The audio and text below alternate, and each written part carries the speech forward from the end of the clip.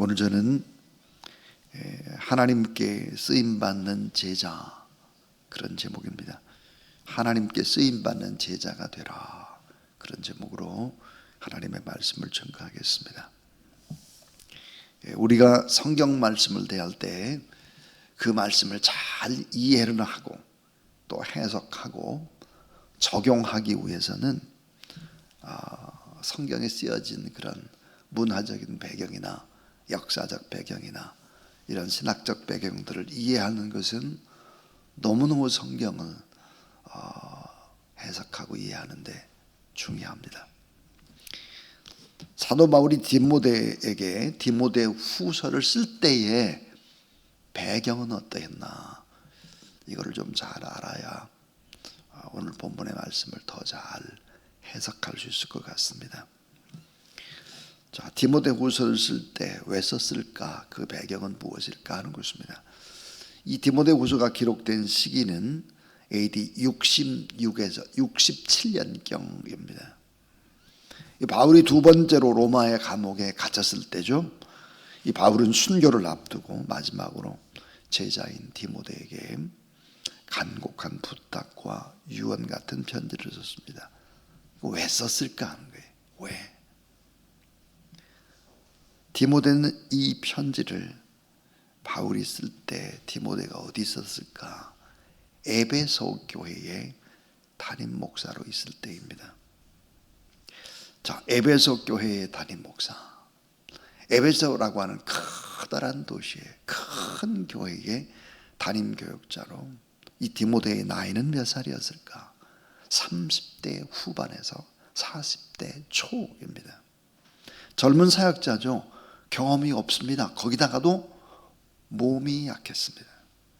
마음이 너무너무 착하기만 한 여리고 여린 사람이었다. 내성적이었죠. 그래서 사도 바울은 디모데에게 담대해라, 두려워 말아라, 용기를 가져라, 이런 내용들의 권면의 편지를 많이 쓰고 있습니다. 근데 이 에베소 교회라고 하는 교회는 큰 교회였을 뿐만 아니라 에베소 자체가 우상 덩어리의 도시였습니다. 이 세속과 우상의 숭배로 성도들이 흔들거리기 시작을 하는 것이죠. 이 에베소에는 세계 7대 불가사의라고 하는 아주 아데미 신전이 있었습니다. 그 많은 사람들이 타락을 하고 있었고, 에베소의 인구가 그때 당시 얼마였을까? 25만 명이었는데 노예만 거의 13만 명이었습니다. 이런 곳에서 목회를 한다고 하는 것이 얼마나 어려웠을까 하는 거예요.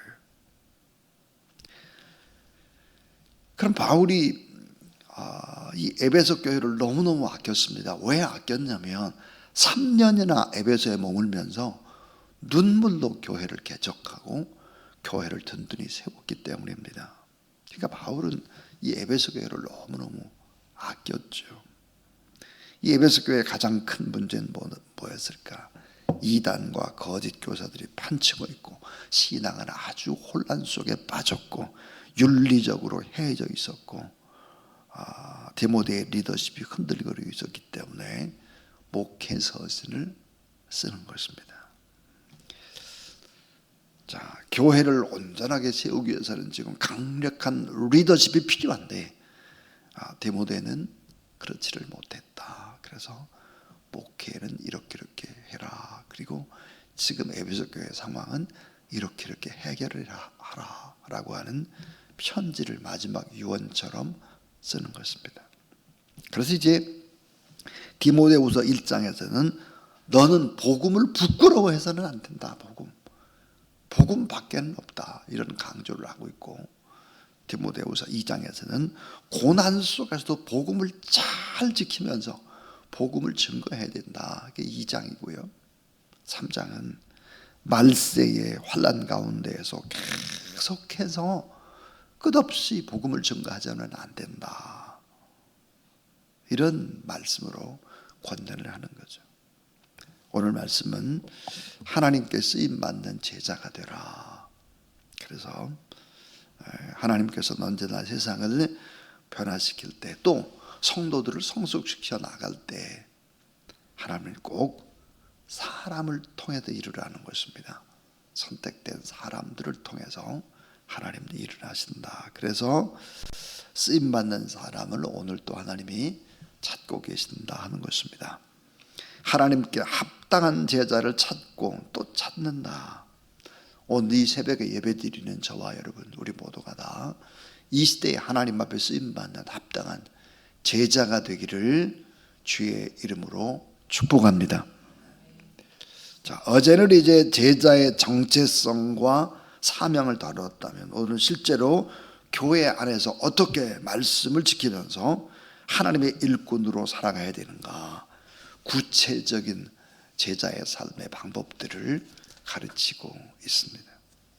4가지 얘기인데요. 그 첫 번째입니다. 첫 번째는 말씀으로 자신을 지키는 제자. 말씀으로 자신을 지켜야 된다.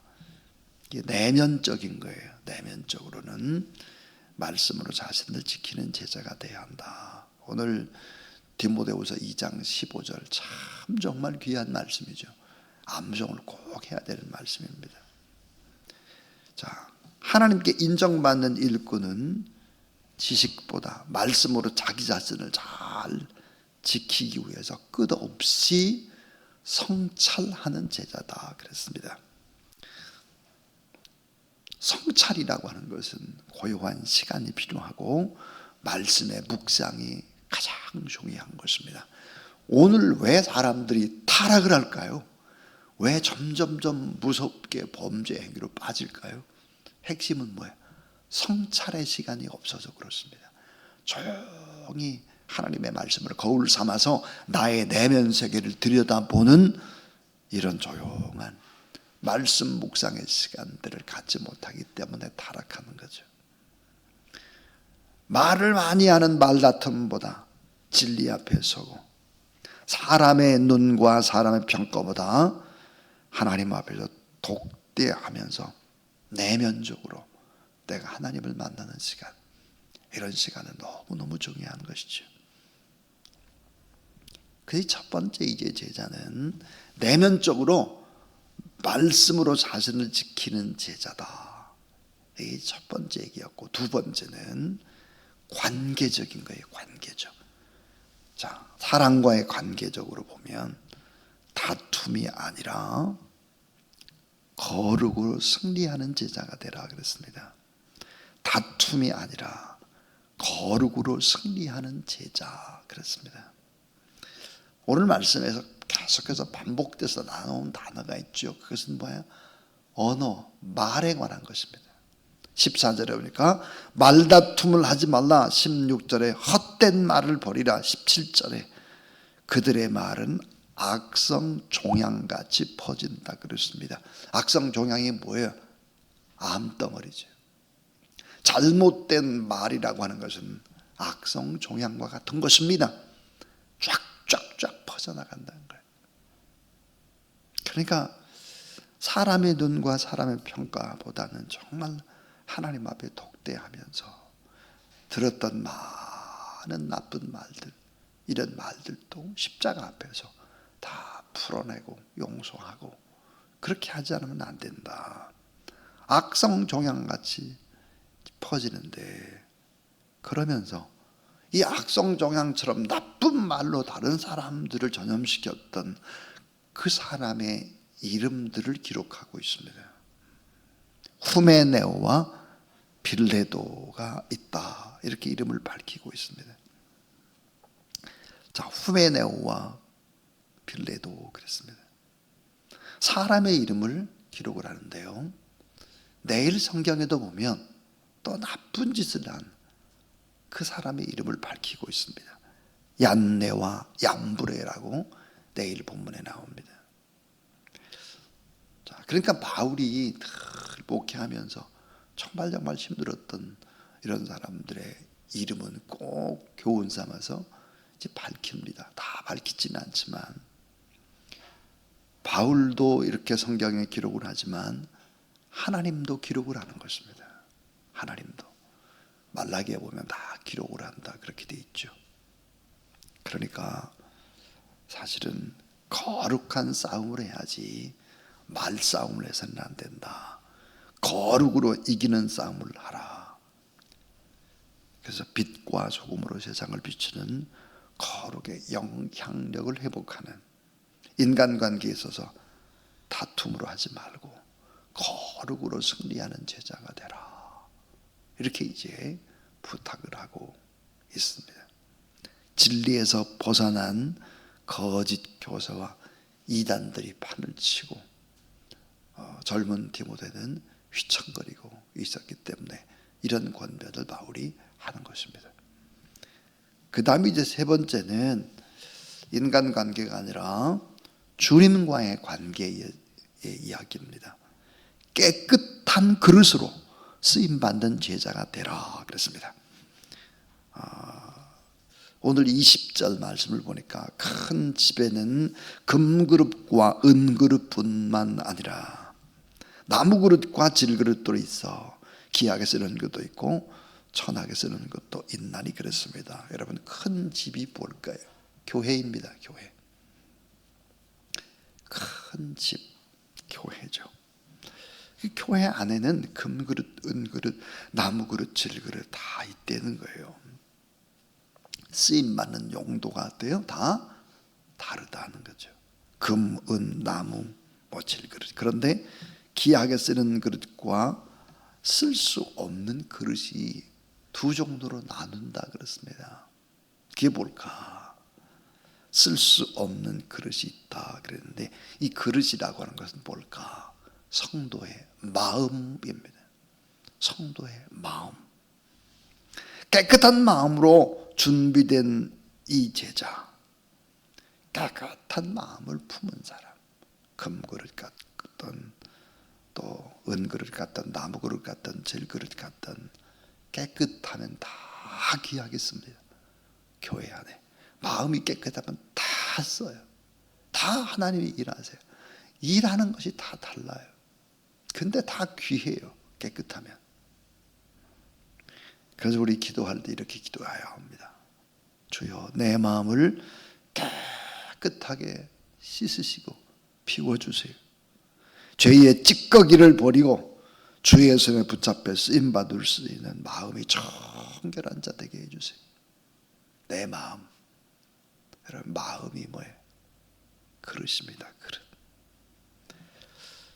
마지막 네 번째예요. 자, 내면적인 관계를 잘 하잖아요. 인간관계, 또 주님과의 관계, 이런 걸 다 잘하게 되면 어떤 일이 벌어지나. 네 번째는 삶의 결과입니다. 삶의 결과가 뭘까? 온유함으로 사람을 세워내는 제자입니다. 온유함으로 사람을 세워주는 거예요. 세워나는 거예요. 일꾼이 뭐야? 좋은 일꾼들을 세운다 그랬습니다. 디모데후서 2장 24절 말씀. 주의 종은 마땅히 다투지 아니하고 모든 사람에 대하여 온유하며 가르치기를 잘하며 참으며. 주의 종은 다투지 말고 온유하고 가르치기를 잘해라 그랬습니다. 그리고는 또 하나가 잘 참아야 된다. 잘 참아라. 온유함을 반복해서 이제 24절과 25절도 거역하는 자를 온유함으로 훈계할지니 혹 하나님이 그들에게 회개함을 주사 진리를 알게 하실까 하며 그랬습니다. 이제 온유하다라는 표현을 두 번 반복을 하고 있습니다. 여러분이 이미 잘 알고 있습니다. 온유함이라는 단어가 성경에 무엇을 의미할까? 온유함이라고 하는 것은 사납고 무서운 들짐승을 길들이다 그런 뜻입니다. 사납고 무서운 그런 짐승과 같은 사람이었는데 잘 길들여 가지고 결국은 온유해진 것이다. 온유한 사람은 나약한 사람이 아니고, 온유한 사람은 어떤 사람일까요? 힘을 절제할 수 있는 사람입니다. 왜? 사납고 무서운 들짐승이었는데 잘 조련하고 훈련했기 때문에 힘을 절제합니다. 그래서 온유한 사람은 기도하고 기다리고 오래오래 견뎌내는 것입니다. 자, 상대를 꺾어버리지 않습니다. 상대를 KO 시키지 않습니다. 어떻게? 온유함으로 품고, 그래서 스스로 변화될 때까지 기다리는 것이죠. 그래서 이 온유한 자가 상급이 큽니다. 어떤 상급이 있을까? 온유한 자는 땅을 기업으로 받을 것이며, 그랬죠. 마태복음 5장 5절입니다. 그런데 땅을 기업으로만 받는 것이 아닙니다. 플러스 하나가 더 있습니다. 사람을 얻습니다. 사람을 얻어요. 온유한 자 주변에 좋은 사람들이 결국은 모여들게 되어 있죠. 자, 오늘 귀한 하나님의 말씀, 하나님께 쓰임받는 제자가 되어야 된다. 그 제자는 어떤 사람이냐? 내면적으로는 말씀으로 자신을 지키는 제자, 성찰하는 제자여야 된다. 이거 참 중요하다. 두 번째는 관계적으로, 인간관계에서 다툼이 없게 해라. 거룩으로 승리하는 제자. 주님과의 관계에 있어서는 깨끗한 그릇으로 주님이 마음껏 사용하는 그런 제자가 되라. 그릇이 되라.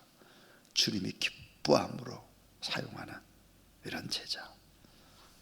그러면 어떤 결과가 오느냐? 온유함으로 사람을 세워내는, 키워내는 그런 제자가 된다 했습니다. 참 온유한 자, 땅을 기업으로 얻을 뿐만 아니라 물질적인 축복도 받을 뿐만 아니라 귀한 사람을 얻어서 인생을 참 행복하게 살아갈 수가 있다 그랬습니다. 여러분도 이런 귀한 주님의 제자로 또 교회 내에서 귀하게 쓰임받는 우리 모두 다 되기를 주의 이름으로 축원합니다. 325장입니다.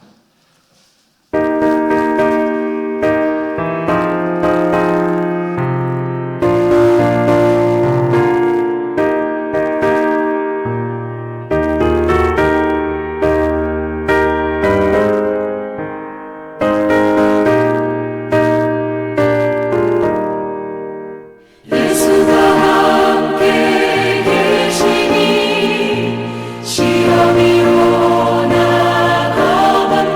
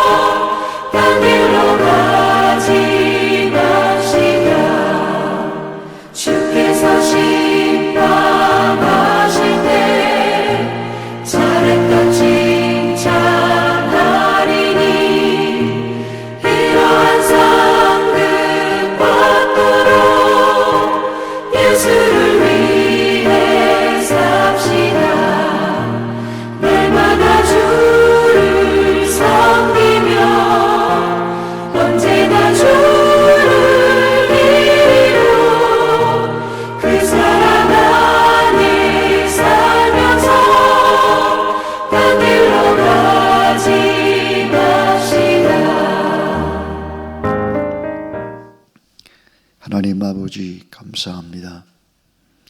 금그릇, 은그릇, 나무그릇, 질그릇 깨끗한 그릇이 되어 하나님이 사용하실 때 기쁨으로 사용되어지는 우리 제자들이 되도록 도우시고, 내면적으로 늘 날마다 말씀으로 자신을 지키고 성찰하는 제자가 되고, 사람과의 관계에서 다툼이 아니라 늘 기도함으로 거룩함으로 승리하는 제자가 되고, 주님과의 관계에서 깨끗한 그릇으로 쓰임받는 제자가 되고, 마음이 참 온유해서 하나님이 원하는 복된 인생을 살아가는 자들이 다 되도록 도우시고, 이런 아름다운 삶의 모습을 통해서 우리 주변에 사람들을 세워가는, 그리고 우리의 모든 성도들은 다 온유함으로 땅을 기업으로 얻고 축복도 받고 행복한 주변의 사람들도 얻고, 그래서 인생이 참 이 땅의 삶도 보람있고 행복한 인생을 살아내는 우리 성도들 될 수 있도록 성령 하나님 복에 복을 더하여 주시옵소서. 이제는 구주 예수 그리스도의 무한하신 은혜와 하나님의 사랑과 성령의 거룩한 역사하심이 이 새벽에도 나와서 말씀을 붙잡고 성찰하고 또 묵상하고 중보 기도하고 축복하는 모든 귀한 종들 머리 위에 기도 제목 가운데 나라와 민족 가운데 이제로부터 영원토록 함께 하옵시기를 간절히 축원하옵나이다. 아멘.